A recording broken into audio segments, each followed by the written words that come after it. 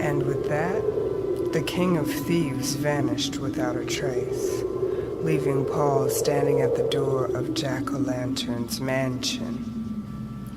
In these haunted mists and shadows, a manor lonely stands, the gate between lost youth and death, the home where they hold hands.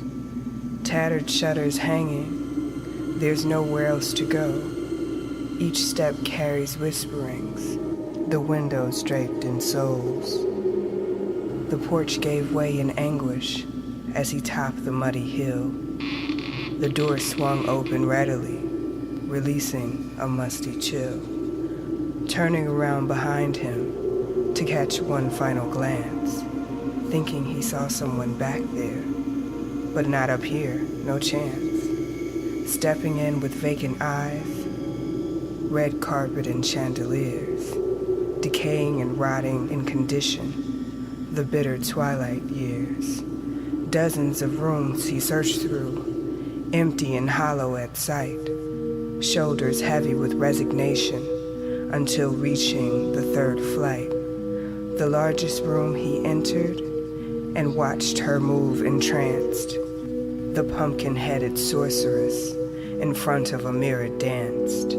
He humbly asked her for guidance. Please help me get home. She just continued dancing as if she were alone. The Tale of Jack-o'-lantern. She danced in the mirror with a tattered blue dress made of material hung from her shoulders, wrinkled and withered. Don't get the jitters. Her hair was a pumpkin, smiling and empty. It simply would echo when he would hear touch of her father would. Coming home late from the factory, horny, lifting his daughter's skirt, he would kiss her, stick her with his stinger. And when he came inside her in her baby pumpkin ear, softly he would whisper, oh, Jack-o'-lantern, you're a whore just like your mother was, and even though the pussy's gone, I don't miss her. Her hair was a pumpkin, but the candle blown out before she even turned 11. Ain't that a sad something? Now in this haunted mansion, empty, abandoned, wearing costume jewelry and a dirty dress, she was dancing in the mirror. Paul found her and she turned around to see him through her pumpkin eyes a little clearer. Hearing her name, Jacqueline turned around, carved in her face a smile she could never turn around.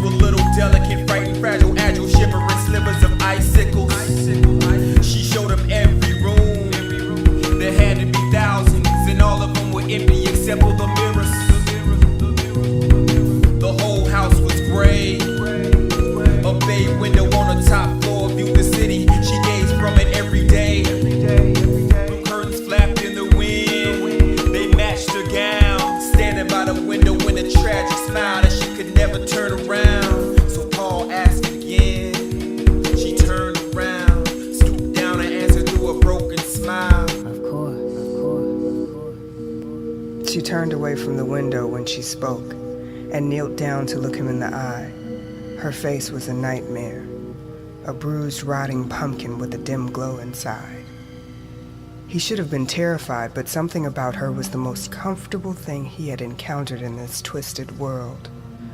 There was something in her he could relate to. They looked through the window at the nobody city below them for a long while, holding hands.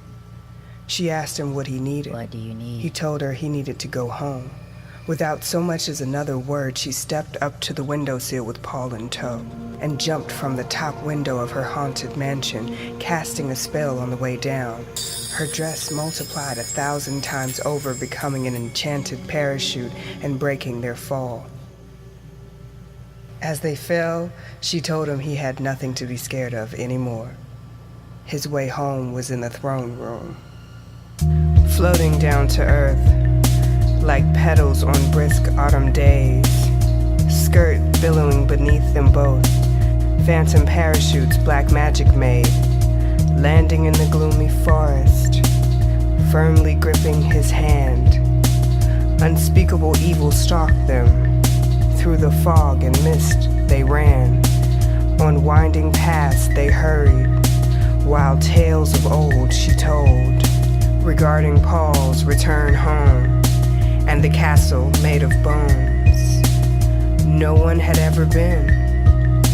It wasn't a wonder how, for surrounding it was a moat of souls, simply known as the Howl, covered by a bed of dead leaves, floating on thin air.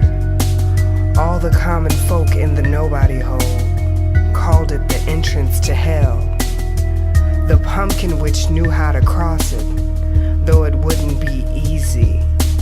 Through the nobody wood they fled, towards the old man Geechee.